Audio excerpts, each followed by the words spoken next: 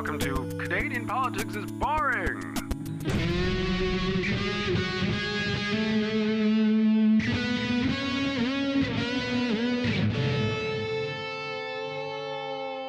Before walking into our studio here, I saw a sign in your office that said, "My favorite people call me dad." And I just want to say that it doesn't say my favorite people are my kids. It just says my favorite people are people who call me dad. So if I were to start calling you dad... That wasn't my picture. That was John. That was John's picture. Okay. Well, yeah. It's still fucking weird. John's wife listens to this show. Especially because John doesn't have any kids. He does. No, John's wife listens to this show and she's going to... It would just be really, really funny. It's a really nice gift. Kids. It's just a nice gift. Like, my favorite people call me dad. Yeah, but it's just a nice gift his kids made. His kids made it? Yeah. Oh, I feel a little bad. You're an awful human being. Hi, John's wife. Welcome to Canadian Politics is Boring. My name is Jesse. This is Reese. Hi, I am Reese. And this is election coverage for Canada 2021, which is not normally part of our show. Normally our show is a lot more comedic based, where Reese teaches me about something wild and crazy about politics. But this is more about Reese tells me something infuriating, and I rant for an hour and a half. But they know that. They listen. Well, if they're a new listener, I'm saying this. If you're a new listener and you don't like this format, go back to Tunagate or Wolfgate or Fuddle My Duddle. Or what's the one with Jason Kenney and Bigfoot? Jason Kenney loves Bigfoot. Yeah, I love that one so much. There we go. That was so funny. Anyway, and there will be more erotic fiction on the way. Oh, yeah. Election coverage. Election coverage. Election the ups, the downs, the lefts and the rights. And I don't care. Honestly, I do care and I don't care. It's weird. I feel like you're making me care more, which I don't like. I don't care for caring more. Yeah. So this shit. Students. Yeah. Students. Do I know any students? No, but students. They exist. Can you confirm this? Yeah. Yeah. They do. Overwhelming evidence. People. Overwhelming evidence. So students vote. Usually they'll vote if they're in college. Don't forget, this election happened in September. They may finally be allowed to actually go to college after 2 years. What? So you go to college. Oh, yeah. I live in town A and I'm going to town B to college. And I'm going to live there. Pandemic can't go to college. What are you talking about? No. So students this September to go to college. Yeah, students this September. A lot of them are able to go to college. They're not doing it remote age. Yeah. Okay. I thought you were inferring any number of things. Okay. So they're going to. I have a lot of caffeine running through my system right now, so I don't know how fast I'm talking or how much I'm thinking that clearly. I don't really. So they're not going to be home. They can't vote at home. Yeah. They can't vote at home, but they can vote. Usually, they vote at their college. Why can't they vote at home? Because they're not there. What? Because they've gone to college and they're in a different place. What are you talking about? If a student wants to vote in an election... Oh, you mean if they're out of province? Yeah. Oh. So they never said that. So there's a vote on campus program where you're able to mail your vote and vote or vote in for the province that you originated. Yeah. So you can vote while you're away. That's okay. So that's neat. And especially, the student vote tends to typically vote. And I found some stats, actually. I saw this was a poll that was done. And again, I know polls can This episode is about statistics? No, it's not. Oh, this is just an example. I give it to me now. So this was a poll done by Postmedia. You're going to show me some statistics. On August the 20th to the 22nd in 2021, this year. That was recent. Voters aged 18 to 34 years old. Who do you think they vote for overwhelmingly? Where? Which province? Canada. Oh, like nationally, federally. Yeah. Federally. I'm going to say, 18 to 34 years old. It's going to be either NDP or Liberal. So NDP 37%. Okay.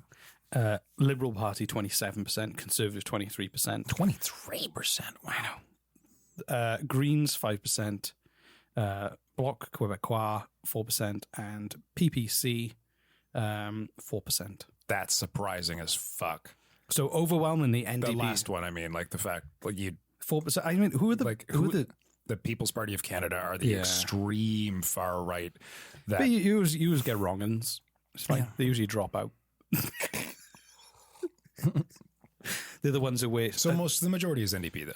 Yeah, overwhelmingly. So, but what's happened is elections I wouldn't say overwhelmingly. What was it? 37% versus 27%. Yeah. Okay, that is a big leap, but still, and 23%. Yeah, so I was right. I was right. And then it's okay. I'm just going to say this, and this is someone. This is an opinion coming from someone who is uneducated in politics. It's most of his it has a podcast about. Yeah, right. Yeah, right. Yeah, exactly. The irony of that has never escaped me. Not one day has gone by where I'm like, I know nothing about politics, and I have a popular podcast about politics. Like, I think it's fucking hilarious. But my opinion, which again, poorly educated opinion, on the conservatives in general, okay, is that they're. And this is why I don't like them, okay, is because their political stance has always been, in my eyes and in my experience, has always been and seems to continue to be entirely based on the economy, the growth of the economy, and jobs, which are important things that we should include in discussions on how a country should grow and our health of our country and the health of our people, et cetera, et cetera. Yes, they are important things. However, from what I've seen in interviews, in television shows, in my personal experience, it is to them the only fucking thing that is important, and that's it. And they somehow get not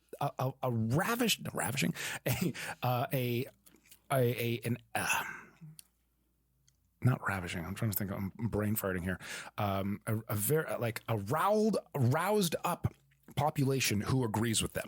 Yeah, okay? Because if you don't have a job or you're worried about losing your job. They are important things. They are. Yeah. Yes, I'm not saying they're not important. That's not what I'm saying. But that's why they get people. They are acting like. I'm saying it strikes a nerve with people who are worried about their jobs. Okay, yes, fair enough. But they act like it's the only thing that's important. I saw. Yeah, So that's what bothers me. But that's because it's not like an important thing. It's the only important thing. But that's a free market system. The idea is the market can provide everything.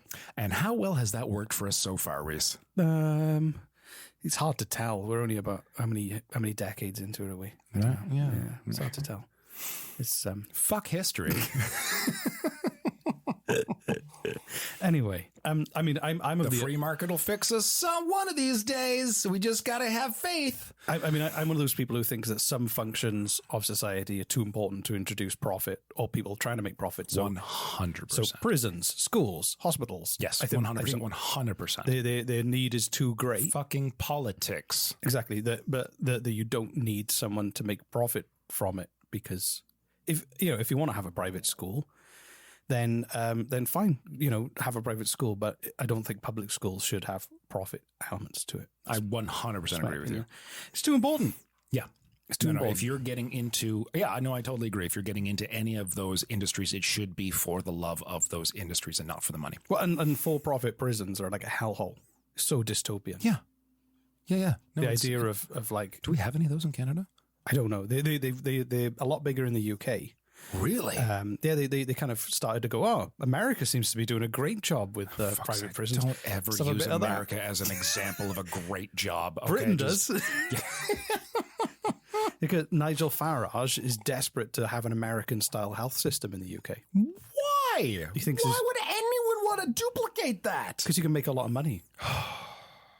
Fuck me. Oh yeah. God. Anyway, so the reason I'm talking about students, sorry, it's depressing. No, man, like I watched some videos on this. It might have actually been the Vlog Brothers. I love the Vlog Tony Brothers. and Liam Vlog. Yep. I went to school with them. It's the Vlog family. I think they. It's a bizarre coincidence that they actually got into vlogging. Just saying. Are they called Tony and Liam? It might have been the Vlog Brothers. I can't even say it now. Anyway, it was just like someone mentioned that, like, in the back of our head, it's like we know. It might have. No, it was Sarah Silverstein. Sarah Silverman. Thank you. Yeah, she's got a very great podcast where she speaks real good. just like us, like we are. Yeah. And it was her, and she was talking about how it's kind of the beginning. Like, there are so many things that we could point to factually right now that is like, oh yeah, it's kind of like the beginning of the end of the world. And the people in the know, we kind of all know it's coming. And we, in order to and we also know that we, the people, have very little power over this. And the people who are in power genuinely don't care and are doing nothing. And we're watching this snowball get bigger and bigger. And we're like, oh, our grandkids will literally be living in a dystopian sort of apocalyptic setting. And we know this is happening right now. And the only way to get through it is denial. Well, the fact that there's an industry where people build bunkers for billionaires. There's a whole industry now where survival bunkers, and with the supplies and clean air and the fact that what you were just saying right now is like the fact that the UK is the UK or Britain, which did you say? UK. The UK is looking to the States as for like good ideas, and they all revolve around making other people's lives horrible in order to make a profit in today's fucking society is not surprising, which is terrifying and depressing.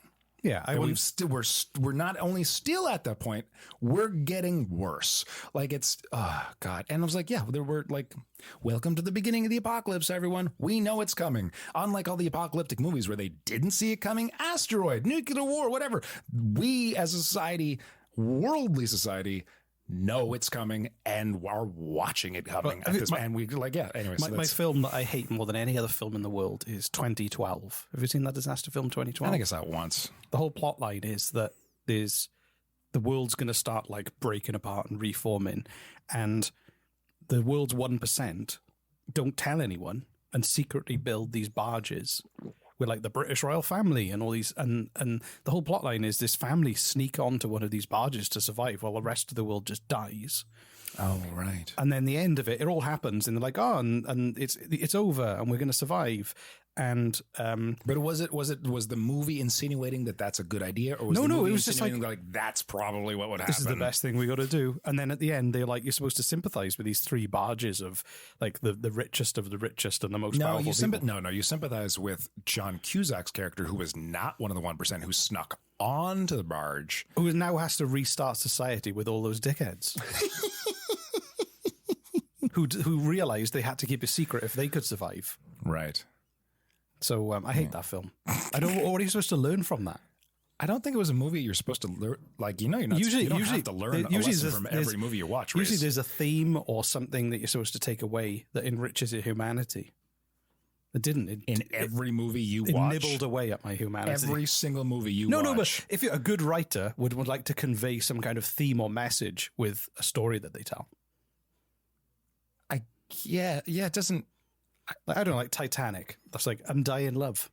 Sure. Despite a crazy disaster happening. What takeaway message would you take away from Freddy Got Fingered? Well, that was a mess. That wasn't written. They improvised all the scenes. Did they really? Yeah. Oh, I didn't know. So that's a bad example. Jurassic Park, don't fuck with science. Don't fuck with science. I think that was one of the original slogans for Jurassic Park. Don't shove dinosaur eggs in frogs. That's another idea for it. Indiana Jones, artifacts are haunted. And Nazis are bad. Artifacts are haunted, Nazis are bad.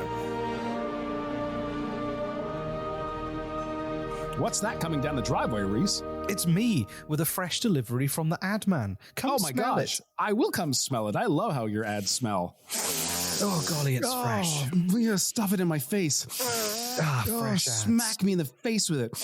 Oh, yeah, just the way I like it. Ads.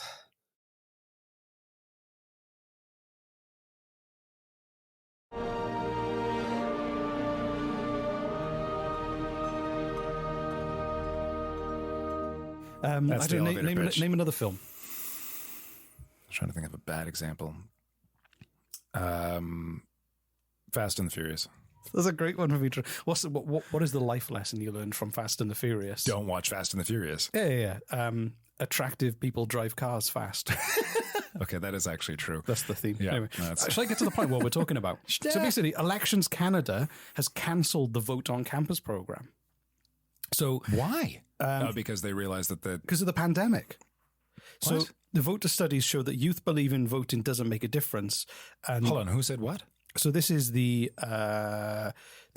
Saad Shoaib, vice president of external. Someone president. said that the youth voting doesn't make a difference. No.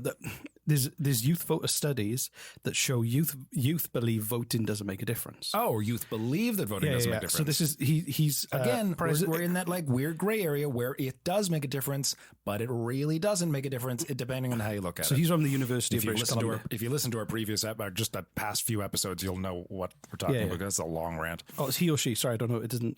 Or they. Sorry, they basically from the University of British Columbia. They're saying that getting rid of their ability, these special ballot polling stations for students who live away, isn't going to help. So you think about it directly. This taking away making it harder for students to vote on campus in September directly impacts one particular party's ability to vote.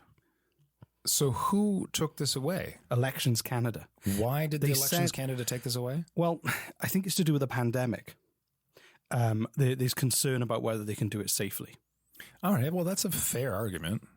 Yeah. But So- do you think that there's an inferior, I mean, Elections Canada is supposed to be impartial, so maybe they've got some real evidence that has made them think they shouldn't do it. But what it does is send a message that it's making it hard for students to vote, so therefore maybe they won't bother. yeah. Because traditionally, people under 35 are the hardest to get to turn out to vote. Yeah, that's true. Says we will not be deployed for the 44th general election in a pandemic or post-pandemic situation. So, I mean, if you're Elections Canada, you got to. you got to protect your staff. We're getting into conspiracy theories now. No. But they're saying it's not safe. They say because they obviously deploy people or recruit people to operate those places on campuses, and they can. No. What I'm saying, the conspiracy theory is that there is a conspiracy behind why they said we're canceling this. Other than it's unsafe during a pandemic, because if that's all they're doing, and if that is the true and whole truth to it, to the fact that like we're canceling this because of the pandemic, then that's okay. I get it. I understand. I guess I wasn't implying there was a conspiracy theory. I'm just saying it would directly affect that vote. Oh, of course it would. That's just a fact. Of course it would. Which will lead a lot of people to. I thought you were saying there's a conspiracy behind it. No, it's not. That's just your mind. You assumed there was. I'm just saying it's interesting because the NDP would really suffer if 50% of the students who intended to vote didn't bother because it was difficult. Yeah, it's true. It would affect them. Which I find, and also, a lot of organizations have learned how to operate safely. Most Tim Hortons didn't close, for instance. So I'm sure there must be a safe way for them to. Everybody else is voted in polling stations. There must be a way to do it safely. Yeah, exactly. They're gonna have to change the rules to make it easier for them to vote, or to be able to vote somewhere. It doesn't seem helpful. It isn't helpful. No, especially in we're trying to convince more young people to vote. Yeah, and by doing this, it's just confirming. It's kind of pulling up a drawbridge. Yeah, honestly, no, seriously, the way we currently are voting for, the way adults are voting is we go when I voted in the current provincial election, you're just you did vote. I did vote in the current provincial election. I did, but I didn't feel good about it. That's true. I voted because you made a good point, and we have. Did I make you vote? You didn't make me vote. No, for one, I have been voting. This isn't the first time I voted in many, many, many years. Yeah. I have been voting. I just, to this day, genuinely don't believe it's going to make much of a difference. But did you do a bit of sick up in your mouth as you did it?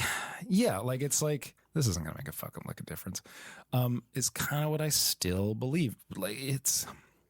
But I still do it. I don't know. Habit, guilt, shame. These are not great reasons to be voting. And yet these are the reasons I'm voting. What'd you say? Fear.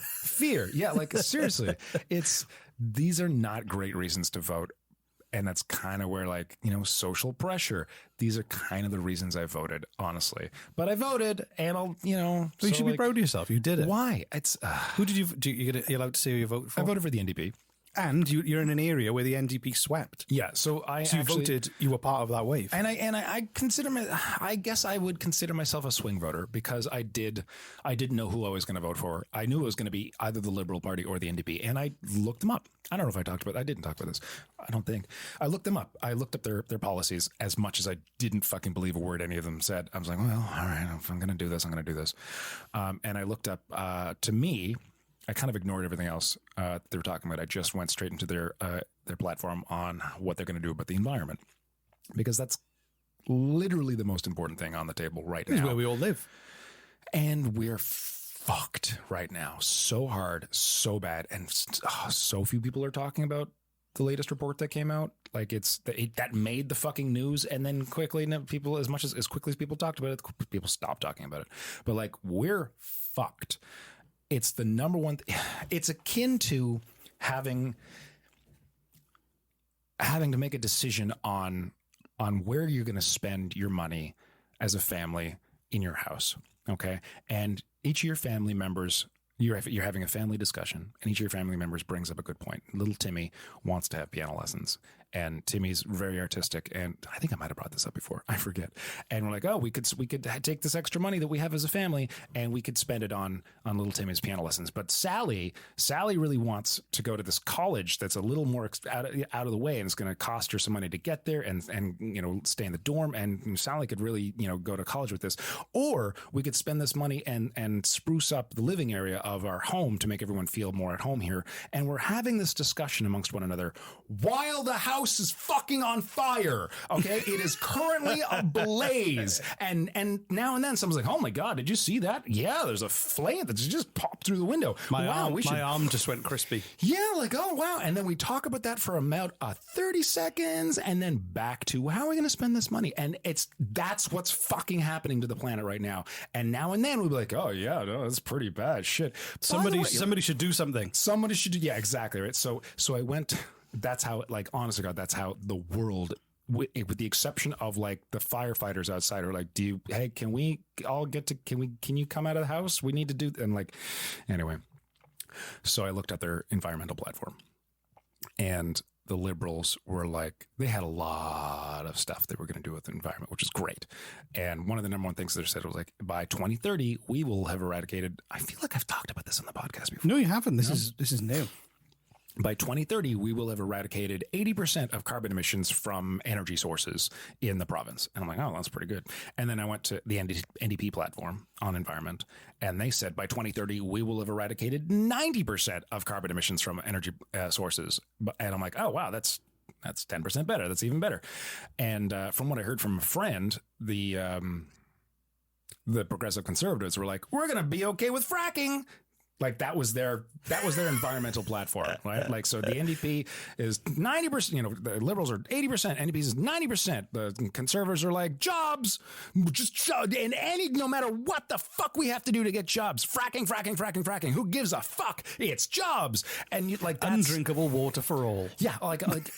And sure, yes, while fracking is not a global environmental issue, it is more of a local environmental issue, which is bad in its own right. We are talking about global environmental emissions, and it does have to do with one of the cleanest sources of gases, fuels right now, which is natural gas. It is still not where we 100% need to be going, which is renewable sources of energy. It's just ignore. Like, oh, I hate it so much. Well, calm down. I'm proud of you for voting and for looking at the websites and making a decision. Oh, thanks, man. Yeah. Yes, I get, because it made a big deal, didn't it? Yeah, right? Like, fucking hell, man. Oh, my God, I'm so mad. Well, anyway, make sure you vote. Well, this has been fun. God. Oh, did we talk about what we wanted? Well, that was what I was talking about, and then I was just hoping to get you to rant. Inciting a rant. Well, thank you so much, everyone. Go to give us a review, buy a T-shirt, or follow us on Instagram. It's too vague. You got to pick one. Pick one. Follow us on Instagram. You know what? Let's do our call to action today as something so bizarre and so out there that we're going to get one person to take a photo of it and send it to us. Take a photo. Yeah. Of a cake that you have made out of stationery. a cake that you have made out of stationery. You can't eat it. It's just made out of stationery. All right, I like Get that. creative. Send us a I picture. like that. A stationery cake. Photo of a stationery cake. Yeah. Send it You to said us. something weird. Send it to us on one of our Instagram or Twitter, or CanadianPoliticsIsBoring@gmail.com. Thank you. Thanks. It was fun. Yay. Jesse's rants. Oh, God.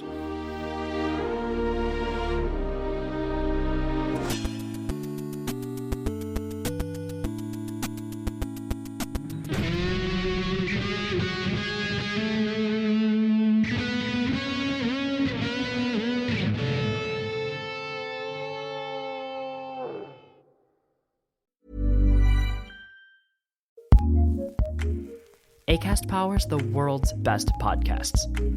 Here's a show that we recommend. Are you ready for some personality in your personal finances? Hi, I'm Janice Torres Rodriguez, Latina money expert and host of the award-winning podcast, Yo Quiero Dinero. On this show, we're serving up POC-friendly personal finance knowledge, always with a side of sass. We're not talking about avocado toast and lattes on this show. We've got real, relatable personal finance knowledge that makes you feel seen, heard, and finally understood. Consider me your super cool, slightly risque, but always honest financial fairy godmother. Together, we'll tackle dinero in a fresh new way so you can finally become poderosa with your dinero. Check out our weekly podcast episodes at yoquierodineropodcast.com or subscribe wherever you listen to podcasts. Acast helps creators launch, grow, and monetize their podcasts everywhere. Acast.com.